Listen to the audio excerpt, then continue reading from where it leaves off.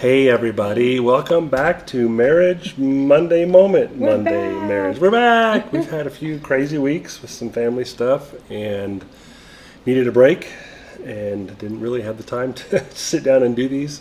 So please forgive us for that, but we feel rested, kind of, which is ironic because we are looking through this little book right here, Your Time-Starved Marriage. And the idea is that if you're not making intentional time, taking intentional time, creating intentional time for your marriage, you'll find yourself drifting apart. Yeah.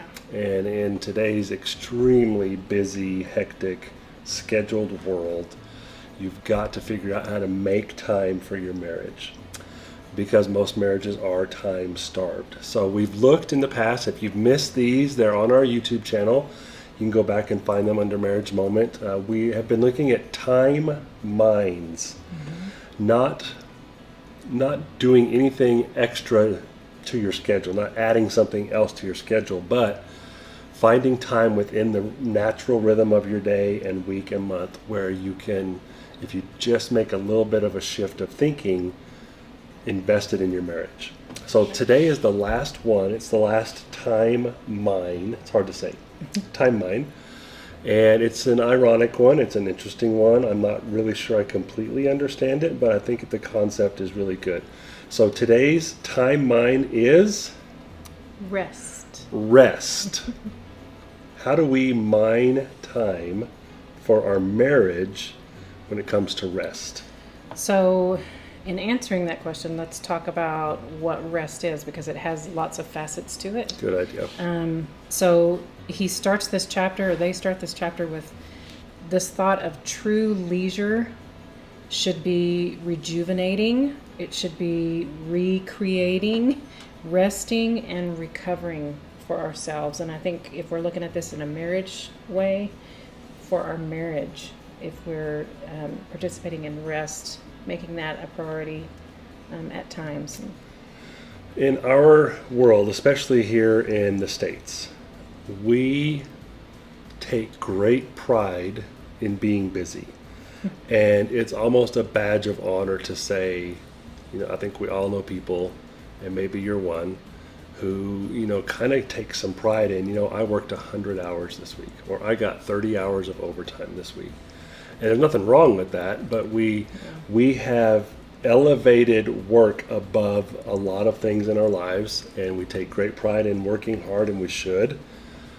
However, at the expense of rest sometimes. Yeah. One of the things that gets totally overlooked and has become an afterthought is rest. And I was reminding some friends the other day, rest is a command. Yeah. We are commanded by God to rest, to take a break from the thing we do to make money, to take a break from our job. This is what God did on the seventh day. He rested from his creation, from working. And so just as an individual, work hard, do it. Get the overtime, work 100 hours. That's great. But remember that rest is a command. Yeah. He modeled that. He modeled it. Yeah. Even when he was here, Jesus would rest. So the authors they want to point out that most couples, when they do their surveys and they're checking on different things and asking questions, most couples today feel overworked. And it's because of this tempo of life that has kind of accelerated in intensity, is how they said it, which I think is really true because I can remember, we're old enough to remember Lots of things, but on the weekends, there weren't a lot of activities. There weren't sporting things. Nothing was open on Sunday. The news didn't show on the weekend. There just was a different tempo and intensity in life. And so when we realize that it's so much more in today's 24/7 world, that it's almost become like this option that you don't really have to take a break and rest. And I think when we start doing things like that, that's when we get sick. Right. And that's when your marriage can get sick. Absolutely. When you're not really making that a priority. So they break down rest into three things: rest, recreation, and restoration. And so when they first talked about rest, they were just talking about sleeping. Getting some sleep. Sleeping is really important. It is, and it's highly underrated. Yeah. Sleep is so important. And so he gave a statistic that 2/3 of Americans don't get 8 hours of sleep every It's night. a lot of us. Yeah, that's almost everybody. Yeah.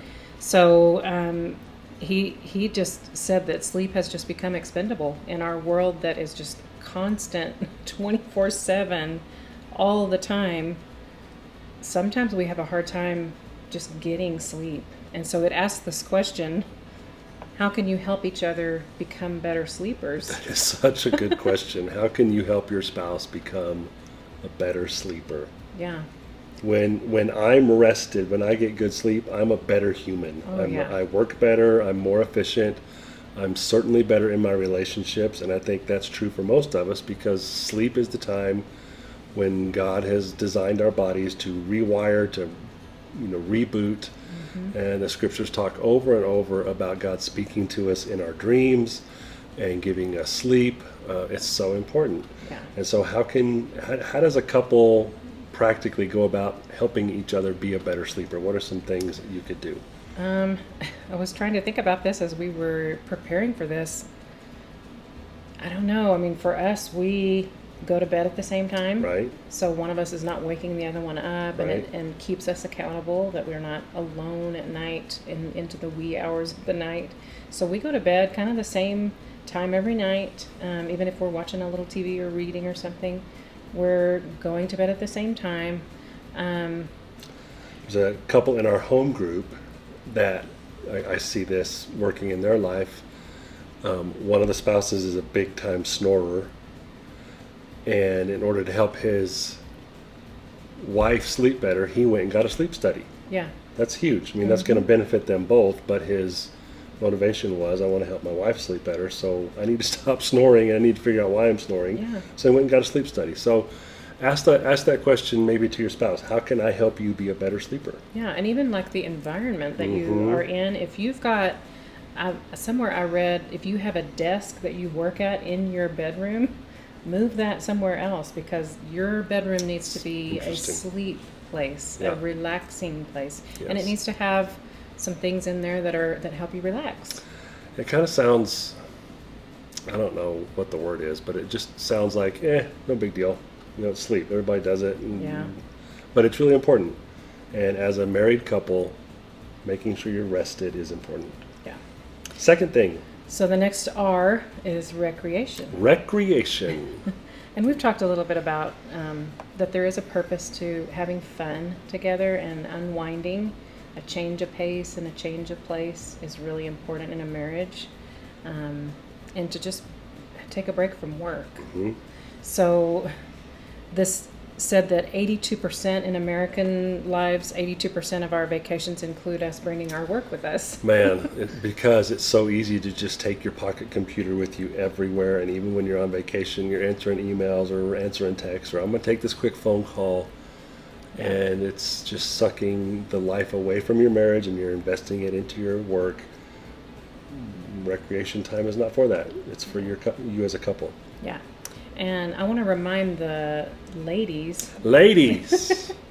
ladies, if you didn't know, a man connects with his wife when they do things together. That's really important. And I was thinking about that for us. I don't like to golf, and I really No. don't like anything about golf. And you love golf. Right. And so that's not something that we're going to have as our thing that we do together. Never. And that's okay. Mhm. But we're looking for other things that are like We like- hiking, we like to and hike. anything outside. Everything outside, go to the cabin. Yeah. So that's a way that you feel connected when we do things like that. It's important for ladies to understand Yeah. that because we may not know that. It is important. I think we've said this several times, but it's worth remembering that women relate face to face. You need face to face time. And men relate shoulder to shoulder. We need to do stuff together. That's a good way to put that. Yep. Yeah. And they had, if they're interested in ideas and stuff, they do have some ideas on their website at lesandleslie.com. lesandleslie.com. So if you just need some ideas for that. The last one is? The last R is restoration. I love this one, restoration. And it is, God has designed a system for us to restore. as a couple, as human beings, but in the context of marriage as a couple. And that is to keep the Sabbath is how they said keep it. the Sabbath. Yeah. Worship together, serve together, make those two things a priority, not something that if it fits in your schedule, it does. If it doesn't fit, it doesn't. Yeah. Keeping the Sabbath should be a priority. It's a command. And so one of the things you can do to improve your marriage is just make a commitment. You know what? Sunday morning, we're going to worship together. And we're going to find a way to serve together. It's absolutely critical.